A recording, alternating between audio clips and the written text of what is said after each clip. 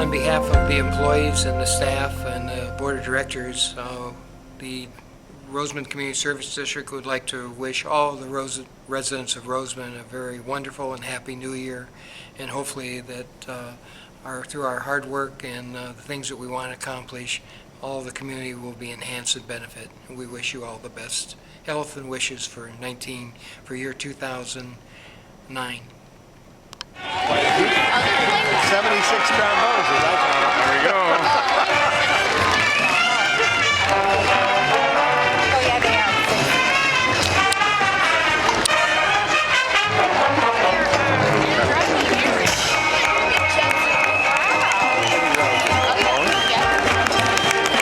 I'll have to pick them out later in the editing. I can't see it.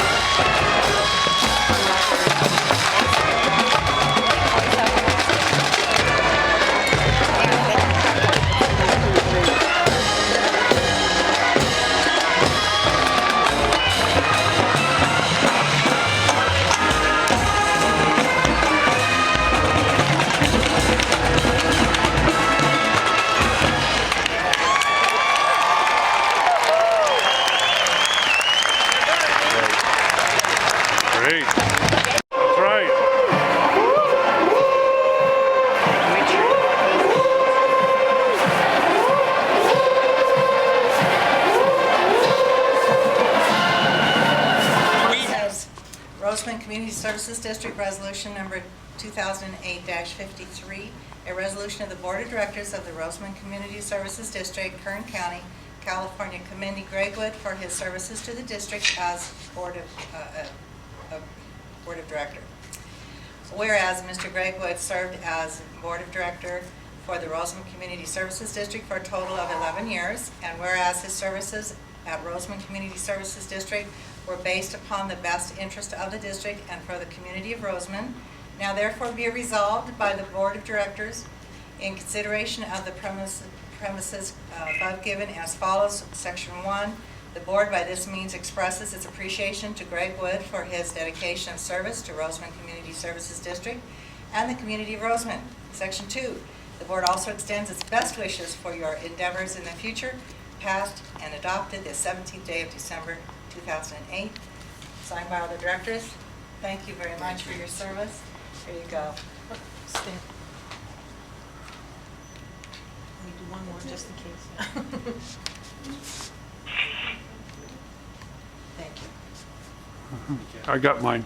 You got yours all right? Thank you. And we have a Distinguished Service Award presented to Gregg Wood, recognition of your dedication and commitment to community involvement, 1997 to 2008, Board of Directors, Rosamond Community Services District. Ah, that's great. Got that too. She's quick. Good job, Jerry.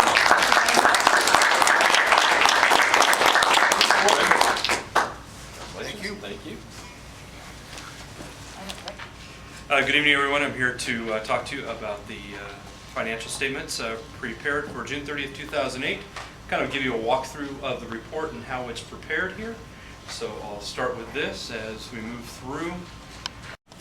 So of the $30 million or $50 million in infrastructure assets that are out there, we take a little bit over each year and break it down over 50 years or so to come up with an estimate. Depreciation expense is an estimate.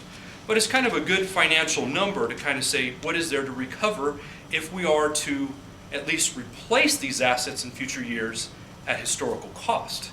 Problem is this number is historical cost. This thing may have been, some of this money may have been actually spent in 1980 at a historical cost number, but as of today, construction costs, you may want to triple that a little bit. So we're only recouping historical costs, not what is cost today to replace those assets, if anything really needed to be. But it still is a factor as part of the rate structure overall. He said, what in the world's going on? He said, my house is vibrating. He said my shelves start shaking, and I told him, what's the matter? He said, I thought we was having an earthquake. What it was when Sue's our vacuum truck. When he went by his lateral, it actually sucked the water out of the trap. And because his dishes, he said, I went to the bathroom, there wasn't no water in my toilet. He said he thought the world was coming to an end. But that's just how powerful. I told the guy, so when you're going by a lateral, you need to really kind of crank her down just a little bit. So we don't want to suck anybody down inside the toilet. Anyway, I just want to thank you again for allowing us to get these equipment. And that is the cleaning only. We're about 50% on the cammering. We've been tickled to death with the way the sewers look. I'm still a little apprehensive about the old part of town because the lines are pretty old. So hopefully they'll be okay. It'll last us a couple more years before we have to do a replacement. And I apologize for not having this in for you. It was instituted in the early 90s to replace the Lighting and Landscaping District Number 1, in which every resident of the district pays for all the street lights within the district. Each resident or each connection is charged $1 per month on their water bill to pay for the street lights. This charge represents the reasonable cost of purchasing energy and providing service, together with a reserve for renewable and replacement and the extension and expansion of the street lighting system. We have approximately $35,000 in our savings account to be used to install new street lights in areas where we feel the lighting is necessary for the safety of our citizens.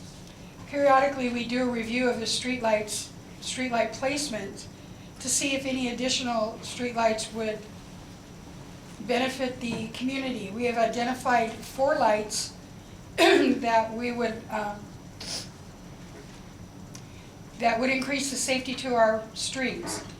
3 of them, as you've already known, are on Rosewood in the Glendale Park area, and then 1 is on the corner of Warner and Knox.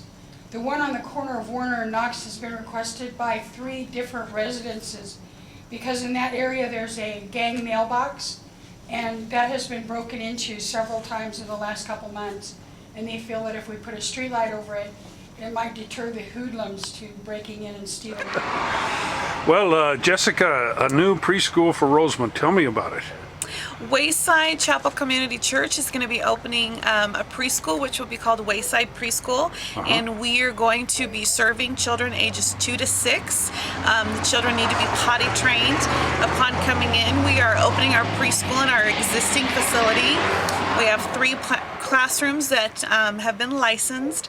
We are just waiting for a final approval at this point, so we are hoping to be open in just a few weeks. And the goal is to be able to reach the whole child, to where there's some education going on, and the kids will be having a circle time, Bible time. They'll be able to pray before snack and lunch, and the curriculum we're using is called Essentials, and it's through Gospel Publishing House, and it's just a wonderful curriculum that's going to be able to help the children develop all aspects of their development, their math, their history, their science, sensory, just every area. And our hopes are to have our new building done at the end of the year, and then maybe by the school year of 2010, we'll be over in our new building. But right now, this is going to be, the gospel curriculum is going to be non-denominational, just basic morals, right? Yes, we are not teaching a specific denomination. We are just teaching straight morals and values and Bible stories right from Scripture. And you got space for 40? Yes, we have been licensed for 40 children, and we are filling up fast. So if somebody, and it's going to be up at the church, right? Yes, yeah, Okay. we are going to be functioning right on the back side of where the sanctuary sits at Wayside Chapel. So if anyone has any information that they would like to acquire, to contact the church office. What's the number there? 256-9222. Okay, well, best of luck. Well, thank you so much.